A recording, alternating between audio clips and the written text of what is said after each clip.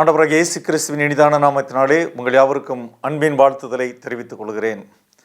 இயேசுவை நோக்கி என்கின்ற அந்த நிகழ்ச்சியின் மூலமாக உங்கள் யாவரையும் சந்திப்பதிலே நான் மிகுந்த மகிழ்ச்சி அடைகிறேன். தேவாதி தேவனை ஸ்தோத்தரிக்கிறேன். இந்த நாளிலும் ஆண்டவருடைய வார்த்தைக்கு கடந்து செல்வதற்கு முன்பதாக ஒரு விசை தலைகளை தாழ்த்தி கண்களை மூடி நாம் ஜெபிக்கலாம்.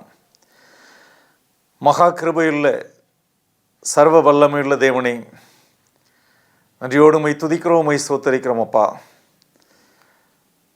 ஒவ்வொரு நாளும் புதிய கிருபையினாலே, புதிய ஆசீர்வாதங்களினாலே, புதிய நன்மைகளினாலே எங்களை ஆண்டவரே நீர் முடிசூட்டி வழிநடத்தி வருகிற தயவுக்காக ஸ்தோத்திரம். ஆண்டவரே, இயேசுவை நோக்கி என்கின்ற இந்த நிகழ்ச்சியிலே ஆண்டவரே கர்த்தர் நீர் வெளிப்படுகிற ஆண்டவரே உம்முடைய வல்லமைக்காக ஸ்தோத்திரம். இந்த நாளிலும் கூட உம்முடைய வேதத்தின் மகத்துவங்களை ஆராயும் பொழுது கர்த்தர் எங்களோடு கூட இடைபடுவீராக. இயேசு கிறிஸ்துவின் மூலமே தாழ்மையோடு ஜெபிக்கிறோம் பிதாவே, ஆமேன். கிறிஸ்துவுக்கு அன்பானவர்களே, இயேசுவை நோக்கி என்கின்ற அந்த நிகழ்ச்சிகளை நாம் தொடர்ச்சியாக இந்த ஆண்டிலிருந்து தேவ ஆசீர்வாதம் என்கின்ற தலைப்பிலே ஆண்டவருடைய வார்த்தைகளை நாம் தியானித்து கொண்டிருக்கிறோம். தெய்வ ஆசீர்வாதம் யாருக்கு கிடைக்கும்? கர்த்தர் நினைத்திருக்கிறவர்களுக்கு அவருடைய ஆசீர்வாதம் கிடைக்கும். கர்த்தருக்கு பயந்தவர்களுக்கு அவருடைய ஆசீர்வாதம் கிடைக்கும் என்பதாக நாம் வேதத்தின் அடிப்படையிலே தியானித்தோம். இந்த நாளிலும் கூட யார் தெய்வ ஆசீர்வாதத்தை பெற்றுக்கொள்ளுவார்கள் என்பதை ஒரு சில வசனங்களின் மூலமாக நாம் தியானித்து கடந்து செல்லலாம் என்று சொல்லி நான் விரும்புகிறேன். அதற்கு ஆதாரமாக நான் எடுத்துக்கொண்ட வேத வசனம் எரேமியா தீர்க்கதரிசியின் புஸ்தகம் 17வது அதிகாரம் 7வது 8வது வசனங்கள். எரேமியா 17, 7, 8 வசனங்கள். கர்த்தர் மேல் நம்பிக்கை வைத்து கர்த்தரை தன் நம்பிக்கையாக கொண்டிருக்கிற மனுஷன் பாக்கியவான். அவன் தண்ணீரண்டையிலே நாட்டப்பட்டதும் கால்வாய் ஓரமாய் தன் வேர்களை விடுகிறதும் உஷ்ணம் வருகிறதை காணாமல் இலை பச்சையாய் இருக்கிறதும் மழை தாழ்ச்சியான வருஷத்திலும் வருத்தமின்றி தப்பாமல் கனி கொடுக்கிறதுமான மரத்தை போலிருப்பான். எரேமியா தீர்க்கதரிசியின் மூலமாக ஆண்டவராகிய தேவன் ஒரு நல்ல வார்த்தைகளை இங்கே வெளிப்படுத்துகிறார். கர்த்தர் மேல் நம்பிக்கை வைத்து கர்த்தரை தன் நம்பிக்கையாக கொண்டிருக்கிற மனுஷன் பாக்கியவான் என்று அங்கே சொல்லப்பட்டிருக்கிறது. அப்படியானால் இந்த ஆசீர்வாதத்தை சுதந்திரித்து கொள்ளுகிறவர்கள் யார் என்று சொன்னால், கர்த்தரை யார் யாரெல்லாம் தங்களுடைய நம்பிக்கையாக வைத்திருக்கிறார்களோ, one who trusts in God, கடவுளின் மேலே தன்னுடைய நம்பிக்கையாய் வைத்திருக்கிற ஒரு மனுஷன், அவன் ஆசீர்வதிக்கப்பட்டவன், அவன் பாக்கியவான். அவனுடைய வாழ்க்கை எப்படியாக இருக்கும் என்று வேதவசனம் சொல்கிறது என்றால், 8வது வசனத்திலே எரேமியா தீர்க்கதரிசி மிகவும் தெளிவாக சொல்கிறார். அவன் தண்ணீரண்டையிலே நாட்டப்பட்டதும் கால்வாய் ஓரமாக தன் வேர்களை விடுகிறதும் உஷ்ணம் வருகிறதை காணாமல் இலை பச்சையாயிருக்கிறதும் மழை தாட்சியான வருஷத்திலும் வருத்தமின்றி தப்பாமல் கனி கொடுக்கிறதுமான மரத்தை போல் இருப்பான். கர்த்தரை தன் நம்பிக்கையாக வைத்திருக்கிற மனுஷன் எப்படிப்பட்ட ஒரு ஆசீர்வாதத்தை பெற்றுக்கொள்ளுவான்? 8வது வசனத்திலே மிக தெளிவாக அங்கே சொல்லப்பட்டிருக்கிறது. தண்ணீரண்டையிலே நாட்டப்பட்டதும். பொதுவாகவே நாம் அறிந்திருக்கிறபடி நம்முடைய மாவட்டத்திலே ஜீவ நதியாக பாய்ந்து கொண்டிருக்கிற ஆறு தாமிரபரணி ஆறு. இந்த தாமிரபரணி ஆற்றங்கரையில் உள்ள மரங்களை நாம் பார்ப்போமானால் இந்த வசனத்தை நாம் எளிதாக புரிந்து கொள்ள முடியும். தண்ணீரண்டையிலே நாட்டப்பட்டதும் கால்வாய் ஓரமாக தன் வேர்களை விடுகிறதும் உஷ்ணம் வருகிறதை காணாமல் இலை பச்சையாயிருக்கிறதும் மழை தாழ்ச்சியான வருஷத்திலும் வருத்தமின்றி தப்பாமல் கனி கொடுக்கிறதுமான மரத்தை போல் இருப்பான். அந்த கால்வாய் ஓரத்திலே நாட்டப்பட்டிருக்கிற அந்த மரம், அது தன்னுடைய வேர்களை அந்த தண்ணீர் வரை அதை ஓட விட்டு எந்த காலமாக இருந்தாலும் சரி, வசனம் சொல்கிறது உஷ்ணத்தை காணாத, அதாவது உஷ்ணம் வரும், ஆனால் அந்த உஷ்ணத்தை பற்றி அந்த மரத்திற்கு கவலை இல்லை. அந்த உஷ்ணம் வருகின்றதை காணாமல் இலை பச்சையாய் இருக்கிறதும், மழை தாழ்ச்சியான வருஷத்திலும் வருத்தமின்றி தப்பாமல் கனி கொடுக்கிறதுமான மரம். ஆம், தண்ணி ஓடிக்கிட்டே இருக்குது எப்போவும். அதனால் அதற்கு தண்ணீர் தாழ்ச்சியே இல்லை. எனவே இலை தலைகளோடு பச்சையாக அது காணப்படுகிறது. அது மட்டுமல்லாமல் அது தண்ணீர் ஓடுகின்ற காலமாக இருந்தாலும் சரி, அல்லது மழை தாழ்ச்சியான காலங்கள், மழை குறைவாக இருக்கக்கூடிய காலங்கள், அல்லது மழையே இல்லை, அப்படிப்பட்ட காலத்திலும் அந்த மரங்கள் பச்சையாக இருக்கும். அதோடு கூட கனிகளை தந்து கொண்டிருக்கிற மரமாக இருக்கும். இதுதான் எரேமியா தீர்க்கதரிசியின் மூலமாக ஆண்டவர் வெளிப்படுத்துகிற ஒரு காரியம். யார் இப்படிப்பட்ட இந்த கால்வாய் ஓரங்களில் நடப்பட்டதும், வேர்களை அந்த நீர்வரை விடுகிறதும், உஷ்ண காலத்திலும் பச்சையா இலைகள் உடைய, அதே நேரத்திலே மழை தாழ்ச்சியான காலங்களிலும் கனி கொடுக்கிற மரத்தை போல் யார் இருப்பார்கள் என்றால், கர்த்தர் மேல் நம்பிக்கை வைத்து கர்த்தரை தன் நம்பிக்கையாக கொண்டிருக்கிற மனுஷன். அப்படியானால் நம்முடைய நம்பிக்கை யார் மீது இருக்கிறது? நாம் யாரை நம்முடைய நம்பிக்கையாக வைத்திருக்கிறோம்? உலகத்தில் பல நேரங்களில் மனிதர்களை நாம் நம்புகிறோம், நம்முடைய உறவினர்களை, அல்லது இந்த உலகத்தில் உள்ள பெரிய பெரிய மனிதர்களை நாம் நம்புகிறோம். ஆனால் வசனம் தெளிவாக சொல்கிறது, கர்த்தரை தன் நம்பிக்கையாக கொண்டிருக்கிற மனுஷன் பாக்கியவான். அவன் ஆசீர்வதிக்கப்பட வேண்டுமானால் அவன் இந்த உலகத்தில் உள்ளவைகளிலும் அவன் அன்பு கூறாமல், அதன் மீது தன்னுடைய நம்பிக்கையை வைக்காமல் கர்த்தர் மேல் தன்னுடைய நம்பிக்கையை வைத்திருந்தால் அவன் ஆசீர்வதிக்கப்படுவான். வேதத்திலே நம்ம எல்லோருக்கும் தெரிந்த ஒரு நபர், அந்த நபரை குறித்து நாம் 1 சாமுவேலின் புத்தகத்திலே வாசிக்கிறோம். 1 சாமுவேல் 17வது அதிகாரத்திலே இந்த நபரை குறித்து நாம் வாசிக்கிறோம்.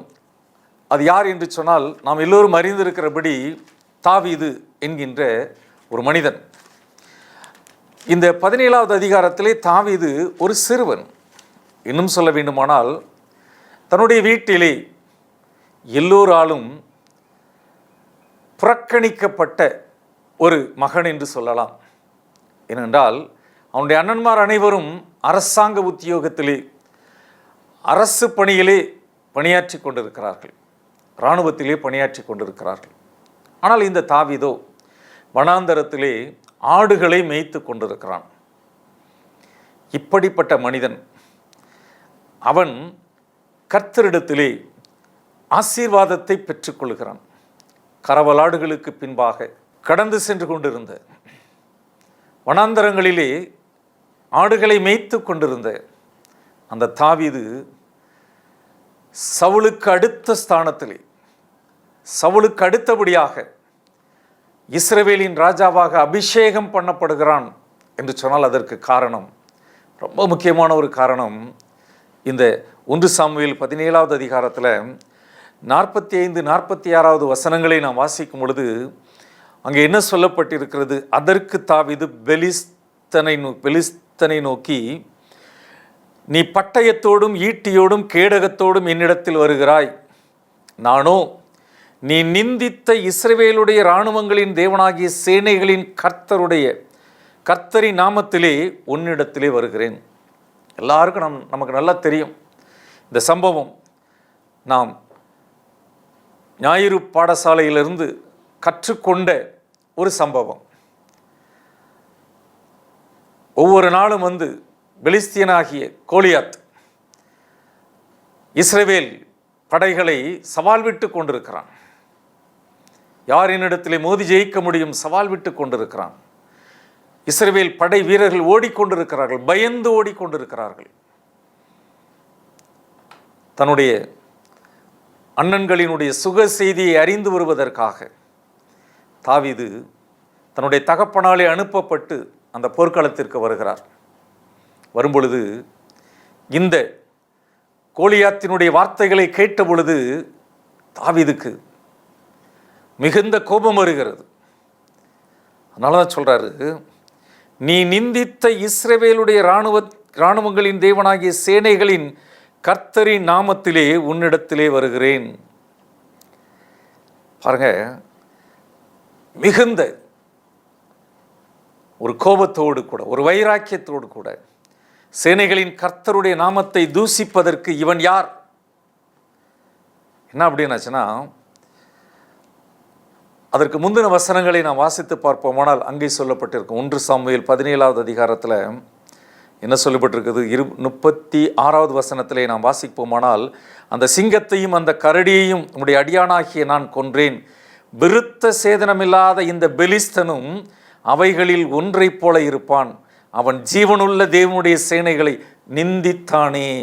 ஆடுகளை மேய்த்து கொண்டிருந்த பொழுது ஒரு விசை, அங்கே பாருங்க 35வது வசனத்தில் என்ன சொல்லப்பட்டிருக்கிறது? ஒரு விசை சிங்கமும் ஒரு விசை கரடியும் வந்தது, அதை நான் கொன்று போட்டேன்.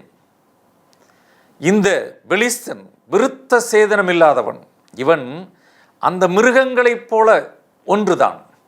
எப்படி அந்த சிங்கத்தையும் கரடியையும் நான் கொன்று போட்டேனோ அதே போல இவனையும் நான் கொன்று போடுவேன். மிகுந்த வைராக்கியம். ஜீவனுள்ள தேவனுடைய சேனைகளை நிந்தித்தானே. பொறுக்க முடியல தாவீதுக்கு. அதனால தான் பாருங்க, நீ ஈட்டியோடும் சொல்கிறான் பாருங்க, நீ பட்டயத்தோடும் ஈட்டியோடும் கேடகத்தோடும் என்னிடத்தில் வருகிறாய், ஆனால் நானோ நீ நிந்தித்த இஸ்ரவேலுடைய இராணுவங்களின் தேவனாகிய சேனைகளின் கர்த்தரின் நாமத்திலே வருகிறேன். அவன்கிட்ட தாவீதுகிட்ட பட்டயம் கிடையாது, ஈட்டி கிடையாது, கேடயம் கிடையாது, எதுவுமே கிடையாது. ஒரு சின்ன பையன், கோலியாத்து நெடுன்னு வளர்ந்துருக்கிறான், 6 முழம் உயரம், சுண்டக்காய் மாதிரி இருக்கிறான். தாவீது எதிர்த்து நிற்கிறான் தனி மனிதனாக. காரணம் என்ன? அவன் தன்னுடைய, அதற்கு முன்னால் சவுல் இந்த தாவீதுக்கு என்ன அப்படின்னாச்சுன்னா, தன்னுடைய வஸ்திரங்களை உடுத்து வித்து வெண்கலமான ஒரு சீராவை அவன் தலையின் மேல் போட்டு ஒரு கவசத்தையும் அவனுக்கு தரிப்பித்தான். அவனுடைய பட்டயத்தை தாவீது தன் வஸ்திரங்கள் மேல் கட்டி கொண்டு அதிலே அவனுக்கு பழக்கமில்லாதனாலே நடந்து பார்த்தான். அப்பொழுது தாவீது சவுலை நோக்கி, நான் இவைகளை போட்டு கொண்டு போகக்கூடாது,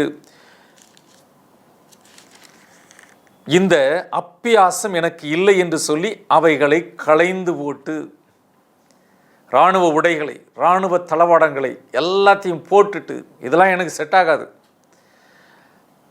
தன் தடியை கையிலே பிடித்து கொண்டு, ஆடு மேய்க்கும் பொழுது ஒரு தடியை வச்சிருப்பான், அந்த தடியை பிடித்து கொண்டு ஆற்றில் இருக்கிற 5 கூழாங்கல்களை தெரிந்தெடுத்து அவைகளை மேய்ப்பருக்குரிய தன்னுடைய அடைப்பை பையிலே போட்டு தன் கவனை தன் கையிலே பிடித்து கொண்டு அந்த பெலிஸ்தன் அண்டை போனான். ஆம், இராணுவத்துக்கு என்னெல்லாம் கொண்டு போகணுமோ அதெல்லாம் அவன் கொண்டு போகல. மாறாக ஆடு மேய்க்கும் போது அவன் என்னெல்லாம் வச்சிருந்தானோ அதைத்தான் கொண்டு போனான்.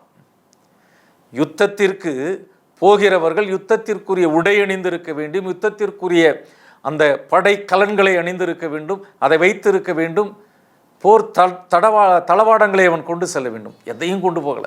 மாறாக அவன் ஒரு ஆடு மேய்ப்பவனாக எந்த ட்ரெஸ் போட்டிருப்பானோ அந்த ட்ரெஸ்ஸு தான். ஆடு மேய்க்கும் பொழுது கையில் எதெல்லாம் வச்சுருப்பானோ அதை தான் வச்சுட்டு போனான். கடைசியாக என்ன நடந்தது என்று சொன்னால் நம்ம எல்லோருக்கும் நன்றாக தெரியும். இஸ்ரவேலின் தேவனாகிய கர்த்தருடைய நாமத்திலே அவர் மீது நம்பிக்கை வைத்து போனான். மிகப்பெரிய ஒரு ஆசீர்வாதம். ஆண்டவர் தேவனாகிய கர்த்தர் தாவீதை அந்த பெலிஸ்தியனாகிய கோலியாத்துக்கு முன்பாக அவனை சிறந்திருக்கும்படி செய்தார். அவன் வெற்றி பெறும்படியாக செய்தார். காரணம், அவன் படை கலன்கள் மீது நம்பிக்கை வைக்கவில்லை, போர் வீரனுக்குரிய ஆடைகளின் மேலே நம்பிக்கை வைக்கவில்லை, ஈட்டிகளின் மீதோ கேடகங்கள் மீதோ பட்டயத்தின் மீதோ தன்னுடைய நம்பிக்கையை வைக்கவில்லை. மாறாக தன் தேவனாகிய கர்த்தருடைய நாமத்தின் மேலே நம்பிக்கை வைத்தான், ஆசீர்வாதத்தை சுதந்தரித்து கொண்டான். இன்றைக்கு நம்முடைய வாழ்க்கையிலே இந்த தாவீதை போல அது இருந்தால் தான் எனக்கு ஆசீர்வாதம், இது இருந்தால் தான் ஆசீர்வாதம், அப்படி அல்ல. ஜீவனுள்ள தேவனாகிய கர்த்தர் மேல் நம்பிக்கையாக இருக்கும் பொழுது ஆசீர்வாதத்தை நாம் பெற்றுக்கொள்ள முடியும். சங்கீதம் புத்தகத்திலே 37வது சங்கீதத்திலே 5வது வசனத்திலே தாவீது சொல்லுவார் பாருங்க, உன் வழியை கர்த்தருக்கு ஒப்புவித்து அவர் மேல் நம்பிக்கையாயிரு, அவரே காரியத்தை வாய்க்க பண்ணுவார். அனுபவித்து சொல்கிற ஒரு வசனம். உன் வழியை கர்த்தருக்கு ஒப்புவித்து அவர் மேல் நம்பிக்கையாயிரு, அவரே காரியத்தை வாய்க்க பண்ணுவார். நம்முடைய நம்பிக்கை யார் மீது இருக்கிறது? இந்த உலகத்தில் வாழுகின்ற நம்முடைய வாழ்க்கையில் யாரை நாம் நம்பி இருக்கிறோம்? நம்முடைய காரியங்கள் எல்லாவற்றையும் சங்கீதக்காரனாகிய தாவீதினுடைய வார்த்தைகளிலே சொல்ல வேண்டுமானால் கர்த்தருக்கு ஒப்புவித்து, உன் வழியை கர்த்தருக்கு ஒப்புவித்து அவர் மேல் நம்பிக்கையாயிரு, அவரே காரியத்தை வாய்க்க பண்ணுவார். எத்தனை முறை இந்த உலகத்தின் மீது உலகத்திலே உள்ள மனிதர்கள் மீது நம்முடைய நம்பிக்கையை வைக்கிறோம். அவர் என்னை எப்படியாகிலும் இந்த பிரச்சனையிலிருந்து காத்து கொள்ளுவார், இல்லை இவன் என்னுடைய சிநேகிதன், எப்படியாகிலும் எனக்கு உதவி செய்வான். வசனம் தெளிவாக சொல்கிறது, மனுஷனை நம்புவதை பார்க்கலாம் கர்த்தர் மேல் பற்றுதலாய் இருப்பதே நலம், அவர் மீது நம்பிக்கையாய் இருக்க வேண்டும். கர்த்தர் மேல் நம்பிக்கையாய் நம்முடைய நம்பிக்கை அவர் மீது வைக்கின்ற பொழுது அவர் நம்மை ஆசீர்வதிப்பார். தலைகளை தாழ்த்தி கண்களை மூடி நாம் ஜெபிக்கலாமா? ஒரு விசை நம்மை நாமே ஆராய்ந்து பார்ப்போம். யார் ஆசீர்வதிக்கப்படுவார்கள்? யார் ஆசீர்வதிக்கப்படுவார்கள்? கர்த்தர் மேல் நம்பிக்கை வைத்து கர்த்தரை தன் நம்பிக்கையாக கொண்டிருக்கிற மனுஷன் பாக்கியவான். அப்படியானால் கர்த்தரை தன்னுடைய நம்பிக்கையாய் வைத்து அவர் மேல் தன் நம்பிக்கை வைத்திருக்கிற மனுஷன் பாக்கியவான். தாவீது ராஜாவினுடைய உடையை நம்பவில்லை, போர்க்கருவிகளை நம்பவில்லை, மாறாக இஸ்ரவேலின் தேவனாகிய கர்த்தரை நம்பி போர்க்களத்திற்கு சென்றான், வெற்றியை சுதந்தரித்து கொண்டான். நம்முடைய நம்பிக்கை யார் மீது இருக்கிறது? நம்மை நாம் ஆராய்ந்து பார்ப்போம். நான் என்னுடைய பணத்தின் மீது நம்பிக்கை வைத்திருக்கிறேனா? நான் என்னுடைய செல்வங்களின் மீது நம்பிக்கை வைத்திருக்கிறேனா? நான் என்னுடைய சொந்த பந்தங்களின் மேல் நம்பிக்கையை வைத்திருக்கிறேனா? நான் என்னுடைய நண்பர்களிடத்திலே நம்பிக்கை வைத்திருக்கிறேனா? அல்லது இந்த உலகத்தில் உள்ள சில முக்கியமான நபர்கள் மேல் என்னுடைய நம்பிக்கையை வைத்திருக்கிறேனா? வசனம் சொல்கிறது, எல்லாம் விருதா. கர்த்தரை தன் நம்பிக்கையாய் கொண்டிருக்கிற மனுஷன் பாக்கியவான். இந்த இரவுவேளையில் நம்முடைய நம்பிக்கையை இஸ்ரவேலின் சேனைகளின் கர்த்தராகிய தேவனிடத்திலே வைப்போம் என்று சொன்னால், எனக்காக உங்களுக்காக தன்னுடைய ஜீவனையே கொடுத்து கல்வாரி சிலுவையிலே ரட்சிப்பை பெற்றுத்தந்த அந்த இயேசு கிறிஸ்துவின் மீது வைப்போம் என்று சொன்னால் நாம் பாக்கியவான்களாக இருப்போம், ஆசீர்வதிக்கப்பட்டவர்களாக இருப்போம். தலைகளை தாழ்த்தி கண்களை மூடி பரலோகத்தின் தேவனை உள்ளத்தின் ஆழத்திலிருந்து நோக்கி பார்ப்போம். சற்று உலக காரியங்களை மறந்து ஆண்டவர் என்னோடு கூட பேசின காரியங்கள் என்ன? நான் ஆசீர்வதிக்கப்பட வேண்டுமானால் அவரையே நம்பிக்கொண்டிருக்க வேண்டுமே. என் நம்பிக்கை யாரிடத்தில் இருக்கிறது? ஆண்டவரிடத்தில் கேட்போம். கிருபையில் ஐஸ்வர்யம் இல்லைங்கள் நல்ல ஆண்டவரே, நீ தந்த இந்த நல்ல நாளுக்காக ஸ்தோத்திரம். நீ தந்தமுடைய வார்த்தைகளுக்காக ஸ்தோத்திரம். உண்மையிலே நம்பிக்கை வைத்து உண்மையே தன்னுடைய நம்பிக்கையாக கொண்டிருக்கிற மனுஷன் பாக்கியவான். அவன் நீர்க்கால்களின் ஓரங்களில் நடப்பட்ட ஒரு மனுஷனைப் போல உஷ்ண காலத்திலும் பச்சையான இலைகளை உடைய மரங்களாக, மழை தாழ்ச்சியான காலத்திலும் கூட நல்ல கனிகளை கொடுக்கக்கூடிய மரமாக இருப்பான் என்று வேத வசனம் சொல்கிறது. தாவீதை அதற்கு ஒரு உதாரணமாக நீர் எங்களுக்கு வெளிப்படுத்தினீரே. எங்களுடைய நம்பிக்கையை நாங்கள் யார் மீது வைத்திருக்கிறோம் என்றதை அறிந்து உம்முடைய சமூகத்திலே கடந்து வருகிறோம். நீரே என் நம்பிக்கை என்று உம்முடைய சமூகத்திலே அறிக்கையிடுகிறோம் ஆண்டவரே.